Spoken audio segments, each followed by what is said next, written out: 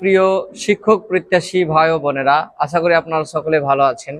আমরা যারা 19তম শিক্ষক নিবন্ধনে অংশগ্রহণ করতে চাই তাদের জন্য বিশেষ করে আজকের এই ক্লাসটি।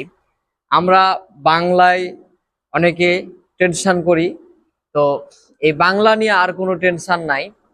আমি আশা করি আমি যে ভিডিও গুলি আপলোড করছি এগুলো যদি আপনি নিয়মিত দেখেন, অবশ্যই ইনশাল্লাহ আমার দৃঢ় বিশ্বাস যে আপনি বাংলাতে 25টাই কমন পাবেন, 20 আপনি নিশ্চিত করতে পারবেন ইনশাল্লাহ। কারণ আমরা যতই ভালো করে পড়ি না কেন আমাদের দুই একটা ভুল যেতে পারে। তো দেখেন, বাংলাতে আপনি 25 কিভাবে কমন পেতে পারেন আমি সিলেবাসটা তুলে ধরেছি। যেই টপিকগুলো পড়লে ওর মধ্য থেকেই প্রশ্ন আসবে, ওর বাইরে প্রশ্ন আসবে না। আপনাকে আমি শতভাগ গ্যারান্টেড দিয়ে বলতে পারি। আপনি পরীক্ষা দিয়ে এসে আপনি কোশ্চিন মিলাবেন, বাংলাটা মিলাবেন, দেখবেন যে এই সব টপিকগুলোর মধ্য থেকেই প্রশ্ন এসছে। আমি টপিকগুলো বলছি একে একে। দেখেন, ভাষারীতি থেকে প্রশ্ন আসবে, এটার প্রতি গুরুত্ব দিবেন। এটা কিছু বুঝার আছে, বুঝবেন। হ্যাঁ, এগুলো আমি ক্লাস দিব আর কি। তারপরে শুদ্ধ অশুদ্ধ, এখানেও কিছু নিয়ম আছে, রুলস আছে। হ্যাঁ, মুখস্থ করা যায় কিন্তু নিয়ম রুলস জানা থাকলে বেশি ভালো হবে, এগুলোও আমি ক্লাস দিব। তারপরে বিরাম চিহ্ন এখান থেকে অবশ্যই থাকবে। হ্যাঁ, এখানে কয়েকটা মাত্র রুলস জানলে আপনি বিরাম চিহ্ন ক্লিয়ার হবে। তারপরে সমার্থক শব্দ, এটা সম্পূর্ণ মুখস্থ।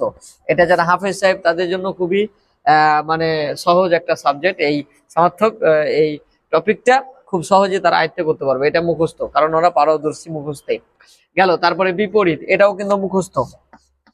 তারপরে বাগধারা, এটাও কিন্তু মুখস্থ, এলে কোনো বুঝার নাই। তারপরে বাক্য সংক্ষেপণ, এটাও মুখস্থ চলে। কিছু রুলস আছে, আমি অবশ্যই এগুলো ক্লাস দিব, আপনারা আমার ক্লাসকে ফলো করবেন। তারপরে দেখেন যথার্থ অনুবাদ, এটাও মুখস্থ, একেবারে সম্পূর্ণ মুখস্থ। এটা আপনার ওই ইংরেজিতে ওয়ার্ড দেওয়া থাকবে, তার অনুবাদ আপনি করবেন। তারপরে প্রকৃতি প্রত্যয়, এটা আমার ক্লাস অলরেডি চলছে, 2টা ক্লাস দিয়েছি, আরো কয়েকটা ক্লাস দিব ইনশাল্লাহ। দেখবেন আপনি প্রকৃতি প্রত্যয় নিয়ে আর কোনো চিন্তা থাকবে না। তারপরে লিঙ্গ পরিবর্তন, এটাও মুখস্থ। তারপরে আপনার প্রবাদ ও প্রবচন, হ্যাঁ, এটাও মুখস্থ। হ্যাঁ, কিছু নিয়ম আছে, এই লিঙ্গরও কিছু নিয়ম আছে, এগুলো একেবারে মানে 2-1টা করে ক্লাস দিলে আপনি বুঝতে পারবেন। সমাস, এটা অলরেডি আমি ক্লাস দিয়েছি। তারপরে কারক, এটারও ক্লাস দিয়েছি। তারপরে সন্ধি নিয়ে আলোচনা হয়েছে।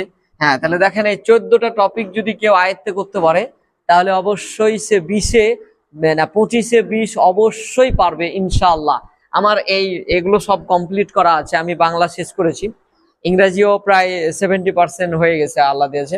সাধারণ জ্ঞান কিছু আয়ত্তে করেছি। তা আসলে নিবন্ধনে টিকতে গেলে তো আপনাকে সর্বনিম্ন 3টা সাবজেক্ট